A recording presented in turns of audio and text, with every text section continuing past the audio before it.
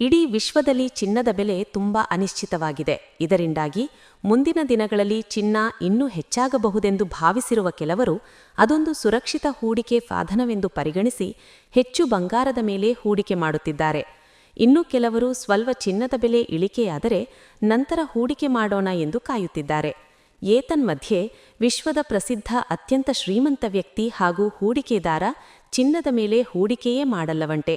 ಅದರ ಹಿಂದಿನ ಕಾರಣ ತಿಳಿದರೆ ನೀವು ನಿಜಕ್ಕೂ ಶಾಕ್ ಆಗ್ತೀರಾ. ಜಾಗತಿಕ ಮಾರುಕಟ್ಟೆಯಲ್ಲಿ ಚಿನ್ನದ ಬೆಲೆ ಗಮನಾರ್ಹವಾಗಿ ಹೆಚ್ಚಾಗುತ್ತಿದೆ. ಅಂತಾರಾಷ್ಟ್ರೀಯ ಭೌಗೋಳಿಕ ಅನಿಶ್ಚಿತತೆಯ ಈ ಪರಿಸ್ಥಿತಿಯಲ್ಲಿ ಆರ್ಥಿಕ ತಜ್ಞರು ಚಿನ್ನವನ್ನು ಸುರಕ್ಷಿತ ಹೂಡಿಕೆ ಸಾಧನವಾಗಿ ಪರಿಗಣಿಸುತ್ತಿದ್ದು, ಚಿನ್ನದ ಮೇಲಿನ ಹೂಡಿಕೆಯನ್ನು ಶಿಫಾರಸು ಮಾಡುತ್ತಾರೆ. ಆದರೆ ವಿಶ್ವದ ಅತ್ಯಂತ ಶ್ರೀಮಂತ ವ್ಯಕ್ತಿ ಹಾಗೂ ಪ್ರಸಿದ್ಧ ಹೂಡಿಕೆದಾರರಲ್ಲಿ ಒಬ್ಬರಾದ ವಾರೆನ್ ಬಫೆಟ್ ಚಿನ್ನದಲ್ಲಿ ಹೂಡಿಕೆ ಮಾಡುವುದಿಲ್ಲವಂತೆ. ಇದರ ಕಾರಣ ಮಾತ್ರ ಬಂಗಾರ ಪ್ರಿಯರನ್ನು ಅಕ್ಷರಶಃ ಆಘಾತಕ್ಕೊಳಗಾಗುವಂತೆ ಮಾಡುತ್ತದೆ. ವಿಶ್ವದ ಪ್ರಸಿದ್ಧ ಹೂಡಿಕೆದಾರರಾಗಿರುವ ವಾರೆನ್ ಬಫೆಟ್ ಎಂದಿಗೂ ಚಿನ್ನದ ಮೇಲೆ ಹೂಡಿಕೆಯನ್ನೇ ಮಾಡಿಲ್ಲ ಎಂದೇನೂ ಅಲ್ಲ. ಆದರೆ ಅದು ಅವರ ಪ್ರಕಾರ ಲಾಭದಾಯಕ ಹೂಡಿಕೆಯ ಪ್ರಮುಖ ಭಾಗವಲ್ಲ. ಇಡೀ ಜಗತ್ತಿನಲ್ಲಿ ಅತಿ ಹೆಚ್ಚು ಬೇಡಿಕೆಯ ಲೋಹವಾಗಿರುವ ಚಿನ್ನದ ಬಗ್ಗೆ ವಾರೆನ್ ಬಫೆಟ್ ಅವರಿಗೆ ಅಷ್ಟೊಂದು ತಾತ್ಸಾರ ಏಕೆ? ಚಿನ್ನದ ಮೇಲಿನ ಹೂಡಿಕೆ ವ್ಯರ್ಥವೆಂಬ ಅವರ ವಾದದ ಹಿಂದಿನ ಕಾರಣ ಏನು ಗೊತ್ತಾ? ವಾಸ್ತವವಾಗಿ ವಿಶ್ವದ ಪ್ರಸಿದ್ಧ ಹೂಡಿಕೆದಾರ ವಾರೆನ್ ಬಫೆಟ್ ಅವರ ಪ್ರಕಾರ ಚಿನ್ನ ಒಂದು ಅನುತ್ಪಾದಕ ಆಸ್ತಿ. ಒಂದೊಮ್ಮೆ ಚಿನ್ನದ ಪೂರೈಕೆ ಹೆಚ್ಚಾದರೂ ಸಹ ಅದರಿಂದ ಹೆಚ್ಚು ಉಪಯೋಗವಿರುವುದಿಲ್ಲ ಎನ್ನುವ ಅವರು ಅದಕ್ಕೆ ತಮ್ಮದೇ ಆದ 2 ಪ್ರಮುಖ ಅಂಶಗಳನ್ನು ಸಹ ಮುಂದಿಡುತ್ತಾರೆ. ಚಿನ್ನವು ಅನುತ್ಪಾದಕ ಆಸ್ತಿ ಎಂದರೆ ಹೆಚ್ಚು ಉಪಯುಕ್ತವಲ್ಲದ ಆಸ್ತಿ. ಏಕೆಂದರೆ ಚಿನ್ನವನ್ನು ಹೆಚ್ಚಾಗಿ ಆಭರಣಗಳಿಗೆ ಬಳಸಲಾಗುತ್ತದೆಯೇ ಹೊರತು ಎಲೆಕ್ಟ್ರಾನಿಕ್ಸ್ ಅಥವಾ ಇನ್ನಾವುದೇ ಕೈಗಾರಿಕೆ ಇತ್ಯಾದಿಗಳಲ್ಲಿ ಇದರ ಬಳಕೆ ತೀರಾ ಕಡಿಮೆ. ಹಾಗಾಗಿ ಚಿನ್ನ ಅನುತ್ಪಾದಕ ಆಸ್ತಿ ಎಂದವರು ಪರಿಗಣಿಸುತ್ತಾರೆ.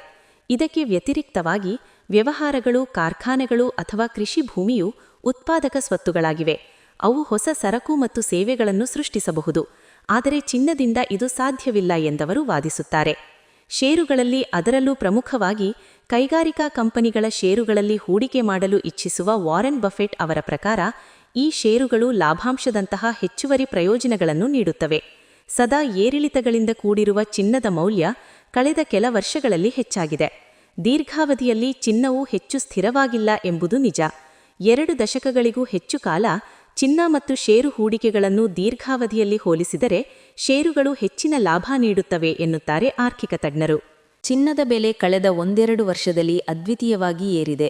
2 ಪಟ್ಟು ಹೆಚ್ಚಿರುವುದು ಹೌದು. ಬಹಳ ಜನರು ಇದರ ಮೇಲೆ ಹೂಡಿಕೆ ಮಾಡುವುದು ಹೆಚ್ಚುತ್ತಿದೆ. ವಿಶ್ವಖ್ಯಾತ ಹೂಡಿಕೆಗಾರ ವಾರೆನ್ ಬಫೆಟ್ ಅವರು ಚಿನ್ನದ ಮೇಲೆ ಹೂಡಿಕೆ ಮಾಡಬೇಡಿ ಎಂದು ಮೊದಲಿಂದಲೂ ಹೇಳುತ್ತಲೇ ಬಂದಿದ್ದಾರೆ. ಬೆಳ್ಳಿ ಮತ್ತು ಚಿನ್ನದ ಬೆಲೆ ಕಳೆದ 1 ವರ್ಷದಲ್ಲಿ ಸಿಕ್ಕಾಪಟ್ಟೆ ಏರಿದೆ. ವರ್ಷದ ಹಿಂದೆ ಚಿನ್ನ ಖರೀದಿಸಿದ್ದರೆ ಅದರ ಮೌಲ್ಯ 2-3 ಪಟ್ಟು ಹೆಚ್ಚಾಗುತ್ತಿತ್ತಲ್ಲ ಎಂದು ಯಾರಿಗಾದರೂ ಅನಿಸಿರುತ್ತದೆ. ಬಹಳಷ್ಟು ತಜ್ಞರು ಚಿನ್ನದ ಮೇಲೆ ಸ್ವಲ್ಪ ಭಾಗವಾದರೂ ಹೂಡಿಕೆ ಮಾಡಿ ಎಂದು ಸಲಹೆ ನೀಡುತ್ತಿದ್ದಾರೆ. ಆದರೆ ವಿಶ್ವದ ಅಪ್ರತಿಮ ಹೂಡಿಕೆದಾರರೆನಿಸಿದ ಮತ್ತು ವಿಶ್ವದ ಅತಿ ಶ್ರೀಮಂತರ ಪೈಕಿ ಒಬ್ಬರೆನಿಸಿದ ವಾರೆನ್ ಬಫೆಟ್ ಅವರು ಚಿನ್ನದಂತಹ ಲೋಹಗಳ ಮೇಲೆ ಹೂಡಿಕೆ ಮಾಡಲು ಇದುವರೆಗೆ ಮನಸ್ಸನ್ನೇ ಮಾಡಿಲ್ಲ. ಅವರು ಹೂಡಿಕೆ ದೃಷ್ಟಿಯಲ್ಲಿ ಚಿನ್ನದಿಂದ ದೂರವೇ ಉಳಿದಿದ್ದಾರೆ. ವಾರೆನ್ ಬಫೆಟ್ ಅವರು ಚಿನ್ನದ ಮೇಲೆ ಹೂಡಿಕೆ ಮಾಡಿಯೇ ಇಲ್ಲವೆಂದಲ್ಲ. ಆದರೆ ಅವರ ಪ್ರಮುಖ ಹೂಡಿಕೆ ಭಾಗದಲ್ಲಿ ಚಿನ್ನ ಯಾವತ್ತಿಗೂ ಇಲ್ಲ. ಬಹಳ ಬೇಡಿಕೆಯಲ್ಲಿರುವ ಚಿನ್ನದ ಬಗ್ಗೆ ವಾರೆನ್ ಬಫೆಟ್ಗೆ ಯಾಕೆ ತಿರಸ್ಕಾರ? ಚಿನ್ನದ ಮೇಲೆ ಹೂಡಿಕೆ ಮಾಡುವುದು ವ್ಯರ್ಥ ಎಂದು ಅವರು ವಾದಿಸುವುದು ಯಾಕೆ? ಸೆಂಟ್ರಲ್ ಬ್ಯಾಂಕುಗಳು ಚಿನ್ನ ಖರೀದಿಸಲು ನಾ ಮುಂದು ತಾ ಮುಂದು ಎಂದು ಯತ್ನಿಸುತ್ತಿರುವಾಗ ವಾರೆನ್ ಬಫೆಟ್ ಯಾಕೆ ದೂರ ಉಳಿಯುತ್ತಿದ್ದಾರೆ? ವಾರೆನ್ ಬಫೆಟ್ ಪ್ರಕಾರ ಚಿನ್ನ ಅನುತ್ಪಾದಕ ಆಸ್ತಿ. ಇದರ ಪೂರೈಕೆ ಹೆಚ್ಚಾದರೆ ಅದಕ್ಕೆ ಸರಿದೂಗುವಷ್ಟು ಬಳಕೆ ಇಲ್ಲ ಎಂಬುದು ಇವರ ಅನಿಸಿಕೆ. ಚಿನ್ನ ಅನುತ್ಪಾದಕ ಆಸ್ತಿ ಹಾಗೂ ಹೆಚ್ಚು ಉಪಯುಕ್ತವಲ್ಲದ ಆಸ್ತಿ ಎನ್ನುವ 2 ಅಂಶಗಳು ಇವರು ಮುಂದಿಡುತ್ತಾರೆ. ಚಿನ್ನವನ್ನು ಆಭರಣಕ್ಕೆ ಬಳಸುವುದೇ ಹೆಚ್ಚು. ಎಲೆಕ್ಟ್ರಾನಿಕ್ಸ್ ಇತ್ಯಾದಿ ಔದ್ಯಮಿಕವಾಗಿ ಇದರ ಉಪಯೋಗ ಇರುವುದು ಬಹಳ ಕಡಿಮೆ. ಹೀಗಾಗಿ ಇದನ್ನು ಅನುತ್ಪಾದಕ ವಸ್ತುವೆಂದು ಇವರು ಪರಿಗಣಿಸುತ್ತಾರೆ. ಇದಕ್ಕೆ ವ್ಯತಿರಿಕ್ತವಾಗಿ ಬಿಸಿನೆಸ್, ಫ್ಯಾಕ್ಟರಿಗಳು ಅಥವಾ ಕೃಷಿ ಭೂಮಿಯೇ ಆದರೂ ಅವು ಉತ್ಪಾದಕತೆಯ ಗುಣ ಹೊಂದಿವೆ. ಇವುಗಳಿಂದ ಹೊಸ ಸರಕು ಮತ್ತು ಸೇವೆಗಳನ್ನು ಸೃಷ್ಟಿಸಬಹುದು. ಆದರೆ ಚಿನ್ನದಿಂದ ಇದನ್ನು ಮಾಡಲಾಗುವುದಿಲ್ಲ ಎಂಬುದು ಇವರ ವಾದ. ವಾರೆನ್ ಬಫೆಟ್ ಅವರು ಔದ್ಯೋಮಿಕ ಸಂಸ್ಥೆಗಳ ಷೇರುಗಳ ಮೇಲೆ ಹೂಡಿಕೆ ಮಾಡಲು ಪ್ರಾಶಸ್ತ್ಯ ನೀಡುತ್ತಾರೆ. ಈ ಷೇರುಗಳಿಂದ ಡಿವಿಡೆಂಡ್ ಇತ್ಯಾದಿ ಹೆಚ್ಚುವರಿ ಲಾಭಗಳು ದೊರಕುತ್ತವೆ. ಚಿನ್ನದಿಂದ ಏನೂ ಗೀಟುವುದಿಲ್ಲ ಎನ್ನುತ್ತಾರೆ.